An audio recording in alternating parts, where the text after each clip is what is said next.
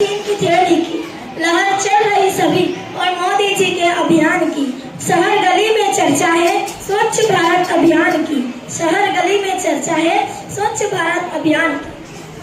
तो હવે તમને ખબર પડી જ ગઈ હશે કે હું શું કહેવા માંગુ છું।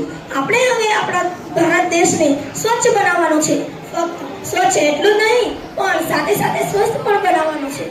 પણ સાથે પ્રશ્ન પણ થાય છે કે શું ફક્ત આપણા બોલવાથી જ આપણો ભારત દેશ સ્વચ્છ ભારત કે સ્વસ્થ ભારત બની જશે?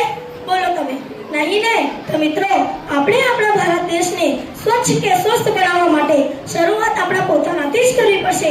જો આપણે શરૂઆત કરીશું તો આપણને જોઈને આપણા આસપાસના લોકો, આપણા પરિવારના સભ્યો, આપણા સમાજના લોકો પણ શરૂઆત કરશે। જો આપણે જ્યાં ત્યાં કચરો નાખીશું, સ્વચ્છતા નહીં જાળવીએ તો બીજા લોકો પણ આપણને જોઈને એવું જ શીખશે। એક બાજુ આપણે એમ કહીએ છીએ કે પ્લાસ્ટિકનો ઉપયોગ એ પર્યાવરણ માટે ખૂબ જ નુકસાનકારક છે અને બીજી બાજુ પ્લાસ્ટિકની થેલી હાથમાં હલાવતા જઈને બજારમાં શાકભાજી ખરીદવા જઈએ છીએ। શું એ યોગ્ય છે? ફક્ત મોટી મોટી વાતો કરવાથી જ આપણો દેશ સ્વચ્છ કે સ્વસ્થ નહીં બની જાય એ માટે મિત્રો આપણે પ્રયત્ન કરવા જ પડશે। હાલ આપણા દાહોદ શહેરની જ વાત કરીએ તો આપણું દાહોદ શહેર તો હવે સ્માર્ટ સિટી બની ગયું છે, છતાં શહેરના કેટલાક વિસ્તારોમાં તમે જઈને જુઓ તો ઠેર ઠેર કચરાના ઢગલા જોવા મળે છે। જ્યાં જુઓ ત્યાં પ્લાસ્ટિક તો જોવાય જ છે।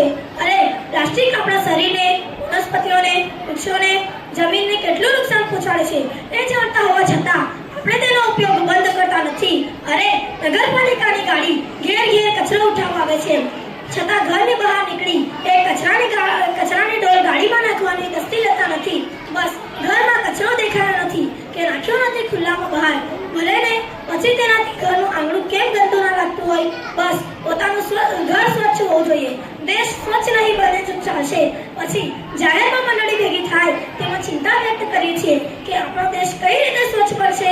આ તો વાત થઈ કે હરીને ભજવું નહીં ને વૈકુંઠ માંગવું, કે પછી દવા પીવી નહીં ને તબિયત સુધારવું, એ કઈ રીતે શક્ય હોય? તો મિત્રો આપણે હવે જાગૃત થવાની જરૂર છે।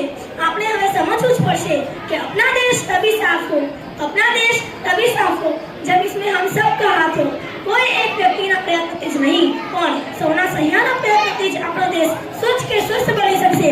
આપણે સૌ જાણીએ છીએ કે સ્વચ્છતા અને સ્વસ્થતા એ માણસની સૌથી પહેલી જરૂરિયાત છે। જો સ્વચ્છતા હશે તો જ સ્વસ્થતા આવશે। આપણે કોઈ પણ જગ્યાએ ગંદકી કરીશું નહીં, પછી તે આપણું ઘર કેમ ના હોય કે પછી જાહેર સ્થળ હોય, આપણે જ્યાં ત્યાં કચરો ફેંકીશું નહીં અને કચરો કચરા પેટીમાં જ નાખીશું। છેલ્લે હું એટલું જ કહીશ, आओ हम सब मिलकर दूर करें गंदगी सारी, स्वच्छ और स्वस्थ होगा तभी आगे बढ़ेगा इंडिया। इसलिए स्वच्छता को अपनाएं और देश को स्वच्छ बनाएं। जय हिंद, जय भारत।